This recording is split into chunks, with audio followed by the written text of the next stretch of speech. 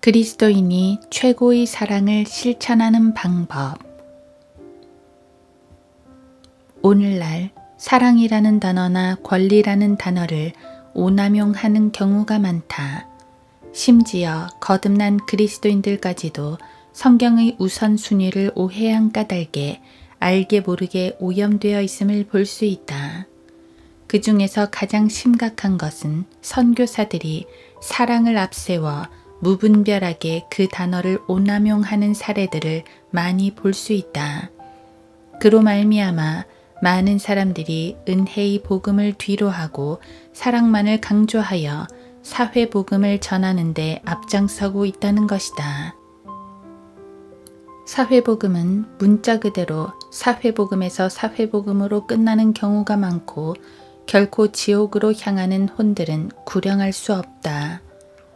선교사가 열정으로 이교도들이 득실거리는 지역에 가서 몸을 불사르듯 내어주고 모든 것을 바쳐 그들을 섬기고 봉사한다고 하더라도 죽어서 지옥으로 향하는 혼들을 구령하지 않으면 육신적인 것들을 충족시켜준 것 외에는 큰 의미가 없다. 대단히 미안한 이야기지만 그들이 먼저 정상적으로 복음을 전하지 않았거나 그렇게 할 줄 모른다면 사실은 봉사로 끝날 수밖에 없다는 말이다. 이런 주장을 하면 많은 사람들이 충격을 받고 분개할지 모르지만 그것은 그들의 일일 뿐 그것은 결코 성경의 가르침이 아니다. 복음을 전할 기회가 항상 주어지는 것은 아니다.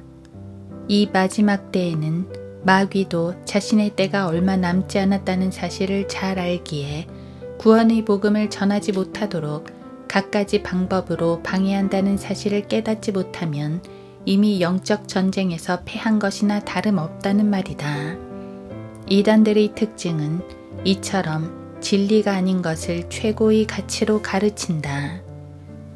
선교는 영적 전쟁이다. 결코 가벼운 싸움이 아니라는 말이다. 더구나 이교도들 지역에서 펼치는 사역에 있어서 그 사역이 진심으로 성경적인 사역이라면 엄청난 박해가 따를 것이고 대단한 어려움을 겪을 수밖에 없을 것이다. 필자는 단지 경제적인 어려움을 말하거나 주위 환경, 즉 열악한 주거 환경 속에서 힘들어하는 것을 말하는 것이 아니다. 그러한 싸움은 꼭 선교 현장이 아니더라도 어느 곳에서나 존재하기에 자족하는 마음에 따라서 달라질 수 있다.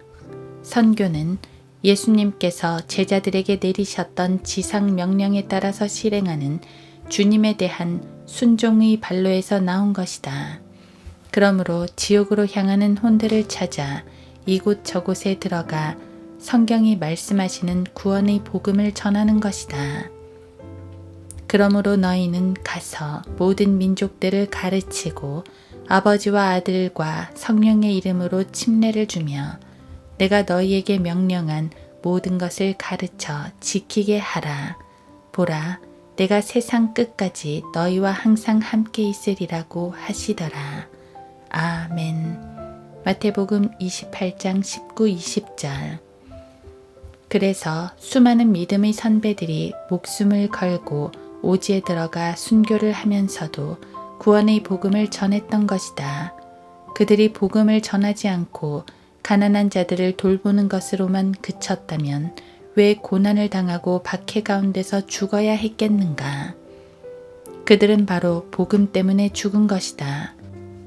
어떤 종족이 자신들에게 빵을 주고 그들을 도와주기만 하는데 죽이겠는가? 물론 예외적 상황은 있겠지만 대부분 순교를 당한 선교사들은 진리의 복음을 전하다가 그렇게 된 것이다. 참으로 기독교 역사를 살펴보면 진리를 전파하기 위해서 엄청난 자기 희생을 동반하는 십자가의 길이었던 것이다. 신약교회 최초의 선교사인 사도 바울이 그렇게 박해를 받고 이리저리 다녀야 했던 것은 복음 때문이었지 결코 구제 활동을 하기 위해서 그렇게 고난을 당한 것이 아니었다. 물론 사도 바울도 구호금을 지니고 예루살렘 교회에 갔다가 붙잡혀 결국은 어려움을 겪었지만 그것은 예루살렘 교회의 가난한 형제들을 위해서 전달하기 위함이었지 세상 빈민구제의 목적은 아니었다. 하나님께서는 성령을 통해서 사도 바울의 예루살렘 행을 막으셨지만 그는 고집을 꺾지 않았다. 결국은 하나님의 온전하신 뜻은 아니지만 허락하신 뜻에 따라서 그가 예루살렘에 갔으나 결국은 고난을 당하게 된다.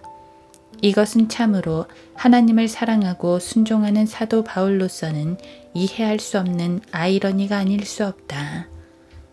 물론 오늘날 선교사들 중에 성경대로 믿고 실행하는 신실한 종들이 많이 있다. 그리하여 많은 미래의 선교사들에게 도전을 주고 있다. 우리는 그렇게 수고하는 선교사들을 위해 기도와 물질로 도와야 한다. 예수님께서 제자들에게 하신 말씀은 가난한 사람들은 항상 곁에 있을 것이라고 하셨다. 그렇기에 언제라도 그들을 물질적으로 도울 기회가 있을 것이라고 하셨다. 마가복음 14장 7절. 그러나 복음을 전할 기회는 항상 열려 있는 것이 아니다. 만일에 다음날 전하려고 작정했는데 복음을 들어야 할 그 사람이 그날 저녁 사고로 죽었다면 너무 늦은 것이 아니겠는가. 이 세상에서 사람이 실천할 수 있는 가장 큰 사랑의 실천 방법은 예수 그리스도의 지상 명령을 받들어 복음을 전하는 것이다. 천하 우주 만물 가운데 가장 큰 사랑은 죄인들을 위해서 예수 그리스도를 보내주신 아버지 하나님의 사랑이고 인간들 편에서 가장 큰 사랑의 실천은 하나님께서 몸소 실천하신 그 사랑을 복음을 통해 전해서 혼들을 구원하는 것이다. 이는 그들의 혼의 구속은 귀한 것이요. 시편 49편 8절.